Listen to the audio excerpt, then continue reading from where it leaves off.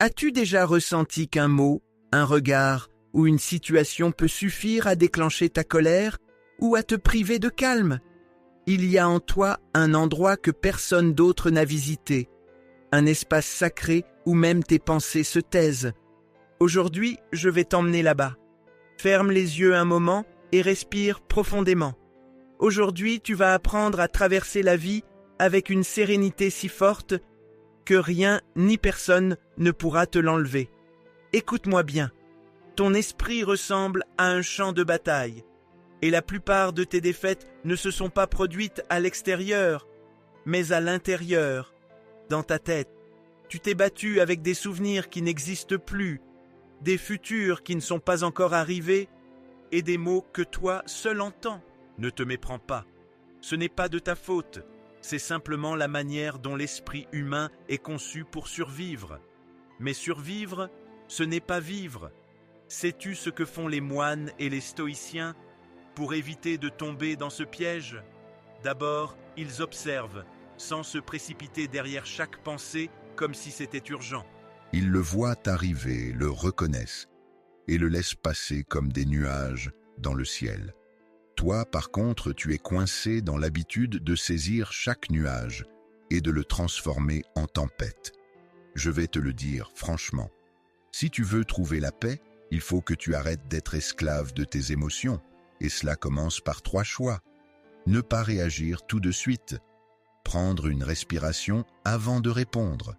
Remettre en question tes pensées comme si elles étaient des témoins lors d'un procès. Imagine un peu. Au lever du jour, un moine marche pieds nus dans la cour d'un temple. L'air est frais, le sol est humide. Un jeune apprenti arrive en courant, tout agité, en disant que le village est en désordre, que les gens crient et se battent. Le moine l'écoute et continue de marcher. « Je ne vais pas courir au rythme de sa colère », se dit-il. « Je vais avancer au rythme de ma paix. Voilà le secret. Tu ne laisses pas le chaos dicter ton pas. » Maintenant, je te pose la question. Combien de fois t'es-tu laissé emporter par l'émotion du moment? Combien de disputes as-tu commencé qui n'ont mené à rien juste parce que tu n'as pas su t'arrêter? Chaque fois que tu réagis de manière impulsive, tu t'éloignes de ta sérénité. Si tu veux retenir une chose aujourd'hui, que ce soit cela. La tranquillité n'est pas l'absence de soucis, mais la présence de maîtrise. Le monde peut s'enflammer autour de toi et tu peux rester aussi calme que l'eau. Ton cerveau possède un système d'alerte, l'amygdale, qui réagit à toute menace. Le souci, c'est qu'aujourd'hui, cette alarme se déclenche, non seulement quand un tigre te poursuit, mais aussi quand quelqu'un te contredit ou quand la circulation est dense. La neuroscience affirme que si tu parviens à faire une pause, à respirer et à observer avant d'agir, le système de raisonnement de ton cerveau, le cortex préfrontal, a le temps de prendre le relais. C'est ce que les stoïciens pratiquaient. Peu importe ce qui se passe, ce qui compte, c'est ma réaction. Cette phrase était répétée jusqu'à devenir une sorte de bouclier. Je veux que tu commences dès aujourd'hui avec quelque chose de très simple. La prochaine fois que tu sens la colère monter, ne parle pas. Compte mentalement jusqu'à 10. Respire 3 fois. Ensuite, demande-toi si ce que je vais dire ou faire va te rapprocher de la personne que tu souhaites devenir. Si la réponse est non, ne le fais pas, car voici une vérité que peu de gens veulent entendre. Ce n'est pas la situation qui te prive de ta sérénité, c'est toi qui la lui donnes. Tu t'es persuadé que ta tranquillité dépend de l'ordre des choses, mais la vie ne sera jamais totalement en ordre. La véritable sérénité émerge lorsque tu acceptes cela et que malgré tout, tu choisis de rester solide. Imagine un chêne au milieu d'une tempête. Le vent souffle, les branches s'agitent, mais le tronc reste ferme. Tu peux être ce chêne. Il ne s'agit pas d'éviter le vent, mais de ne pas te laisser déraciner. Aujourd'hui, je te mets au défi d'observer chaque pensée comme si elle ne t'appartenait pas, d'écouter tes émotions sans les suivre comme des ordres et de te rappeler qu'à chaque fois que tu choisis de ne pas réagir, tu gagnes un instant de liberté. Et c'est instant par instant que se construit une paix que rien ni personne ne peut te prendre. Je veux que tu te souviennes de quelque chose que j'ai dit précédemment. Ce qui se passe à l'extérieur n'est pas aussi important que ce qui se passe en toi. Aujourd'hui, on va ouvrir cette porte pour explorer ce qu'il y a en toi. N'aie pas peur. Ce que tu vas découvrir pourrait bien te surprendre. Tu n'es pas tes pensées, tu n'es pas tes émotions, tu es l'espace qui les accueille. Le souci, c'est que tu as passé tant de temps à t'identifier à chaque pensée qui surgit, que tu as oublié qui est vraiment aux commandes ici. Quand l'anxiété se manifeste, tu l'acceptes comme si c'était ta véritable identité. Quand la colère se pointe, tu lui donnes les clés de ta parole et ainsi, jour après jour, tu rends ton pouvoir sans même t'en rendre compte. Je te le dis clairement, ça s'arrête aujourd'hui. Sur une montagne paisible, un vieux sage enseigne à un groupe de jeunes. Il leur demande de tenir une tasse remplie à ras-bord d'eau. Ils devront marcher sur un chemin pavé sans en renverser une goutte. Le premier avance rapidement et fait déborder l'eau dès le deuxième pas. Le deuxième va plus lentement, mais se laisse distraire par le chant des oiseaux et renverse aussi de l'eau. Seul le troisième parvient à arriver sans rien renverser. Ses yeux restèrent fixés sur la tasse. Le maître leur dit « Voilà ta sérénité. Si tu ne fais pas attention, elle se renverse. Si tu veilles dessus, rien de l'extérieur ne pourra te la prendre. Tes pensées automatiques sont comme ce chemin pavé, rempli d'irrégularités, de vieilles blessures et de souvenirs douloureux. Si tu ne surveilles pas ton UTAA, si tu ne protèges pas ta tranquillité, le moindre faux pas fera chavirer ton équilibre émotionnel. C'est là qu'intervient la neurobiologie. Chaque fois que tu réagis sans réfléchir, tu renforces un circuit neuronal qui te pousse à réagir plus vite et avec moins de contrôle la prochaine fois. À chaque fois que tu prends un moment pour respirer, tu crées un nouveau chemin qui te permet de faire des choix. Ce n'est pas de la poésie, c'est de la biologie appliquée à ta vie quotidienne. Désormais, je veux que tu adoptes 3 habitudes. Observe sans juger. Quand tu ressens de la colère, de l'anxiété, de la tristesse ou de la peur, dis à voix basse « Voilà la colère » ou « Voici l'anxiété ». Voici la tristesse ou voilà la peur. Le simple fait de nommer l'une de ces émotions la dissocie de toi. Prends une pause physique. Fais un pas en arrière avant de parler ou d'agir. Ce mouvement physique interrompt l'élan émotionnel.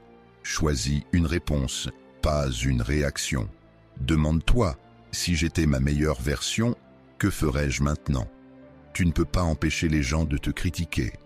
Tu ne peux pas éviter que des problèmes surviennent. Tu ne peux pas stopper le changement du monde, mais tu peux choisir ta réaction. C'est ce que les stoïciens appelaient l'ataraxie, une sérénité inébranlable. Sénèque disait que celui qui se fâche pour des choses qu'il ne peut contrôler se condamne lui-même à l'esclavage. Et Bouddha l'affirmait des siècles auparavant. La haine ne s'éteint pas par la haine, mais par l'amour. 2 chemins différents, une même vérité. Ne laisse pas ta paix entre les mains du mauvais ennemi, et cet ennemi n'est pas à l'extérieur. Imagine que tu es dans un dojo, un endroit d'entraînement silencieux. Le maître frappe le sol avec un bâton et dit « L'esprit indiscipliné est comme un singe ivre. Il saute, crie et détruit tout sur son passage. Mais l'esprit entraîné est comme un tigre. Avance avec assurance et regard déterminé. C'est à toi de décider si, en toi, se cache le singe ou le tigre. Si tu souhaites devenir ce tigre, il te faut une discipline mentale. Cela signifie dire non à certaines discussions, non à certains comportements, non à certaines personnes. Pas par fierté, mais simplement pour ta sérénité, car ta tranquillité vaut bien plus que n'importe quel débat qui pourrait te faire gagner. Je veux que tu le répètes avec moi, maintenant. Je ne réagis pas, je réponds. Encore une fois, je ne réagis pas, je réponds encore jusqu'à ce que ta voix le ressente comme vrai.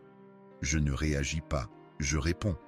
Si tu mets cela en pratique, tu commenceras à réaliser que les problèmes ne disparaissent pas, mais ils cessent de te contrôler. Tu te sentiras comme ce moine qui traverse le tumulte du marché sans perdre le rythme de sa respiration. C'est à ce moment-là que la véritable transformation commence, lorsque ta paix ne dépend plus du silence, mais qu'elle existe même au milieu du bruit. Dans la prochaine partie, nous allons plonger dans un niveau encore plus profond. Comment utiliser les émotions comme des alliés? Comment transformer la colère en force, la tristesse en sagesse et la peur en moteur? C'est là que tu vas vraiment apprendre à ne laisser rien, absolument rien, t'affecter.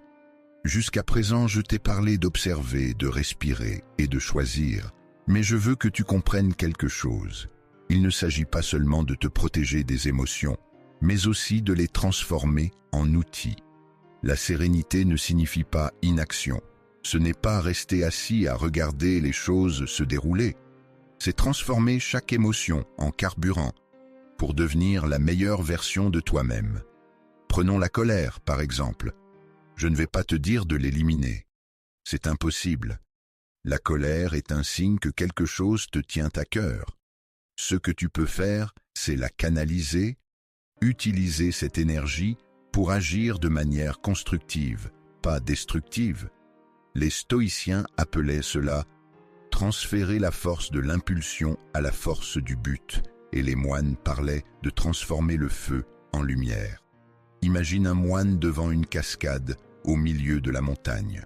L'eau tombe avec une force irrésistible, mais Christophe André ne cherche pas à l'arrêter avec ses mains. Au lieu de cela, il redirige une partie de ce courant vers un canal qui alimente un moulin. L'eau continue de s'écouler, mais désormais, elle génère de la nourriture et de l'énergie. C'est ainsi qu'on gère la colère. On ne la bloque pas, on la guide. La tristesse est un autre visiteur inévitable. Si tu essaies de la repousser, elle s'attarde davantage. Si tu l'écoutes, elle te parle de ce qui compte vraiment pour toi. En acceptant la tristesse, elle te révèle ce qui est essentiel dans ta vie. Le souci n'est pas de ressentir, mais de rester figé sans agir. C'est là que la neurobiologie entre en jeu. Quand tu donnes un sens positif à une émotion, ton cerveau active des réseaux d'apprentissage au lieu de ceux du stress. Cela signifie que ton système nerveux s'adapte et que tu grandis au lieu de rester bloqué.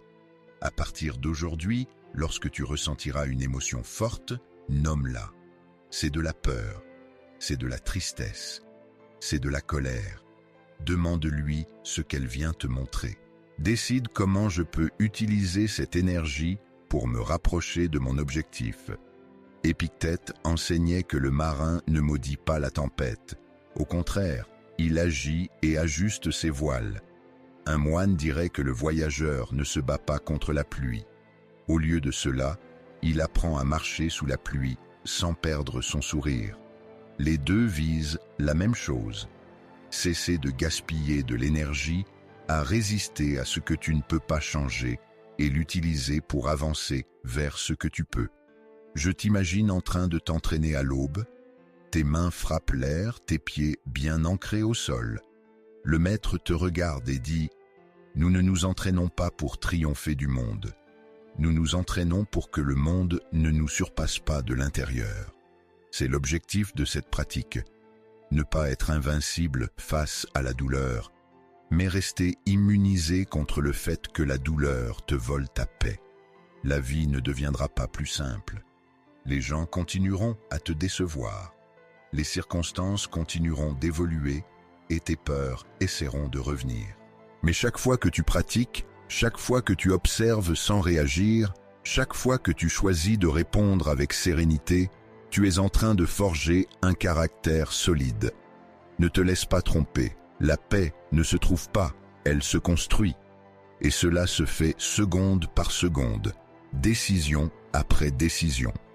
Un jour, sans même t'en rendre compte, tu te retrouveras au milieu d'un chaos qui, auparavant, t'aurait anéanti, et tu remarqueras quelque chose d'étrange. Ta respiration restera calme, tes pensées resteront claires et tu ressentiras avec une certitude absolue que rien ne peut atteindre l'endroit où tu gardes ta tranquillité.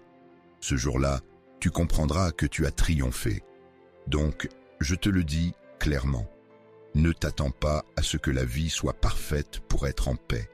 Fais en sorte que ta paix soit parfaite pour n'importe quelle vie que tu auras à vivre. Avance avec assurance, respire profondément, ne réagis pas, réponds. Et pendant que le monde continue de tourner avec son bruit, tu avanceras comme l'eau entre les pierres, t'adaptant, te laissant porter, mais sans perdre ta forme. La véritable victoire, ce n'est pas de remporter chaque bataille, mais de rester fidèle à soi-même quand tout autour de toi essaie de te changer. Souviens-toi, la sérénité n'est pas l'absence de soucis, mais la présence d'un contrôle. Entraîne-la dès maintenant, pas demain. Au cœur du tumulte, ta respiration est le seul abri que personne ne peut te prendre. Chaque jour est ton dojo invisible. Chaque mot, chaque pensée et chaque réaction renforcent ou affaiblissent ta paix intérieure. Fais de chaque moment un exercice conscient. Si tu empruntes ce chemin, viendra un jour où ta tranquillité sera si profonde que les autres la ressentiront en s'approchant de toi. Ce sera ta marque, une présence qui transforme sans prononcer un mot.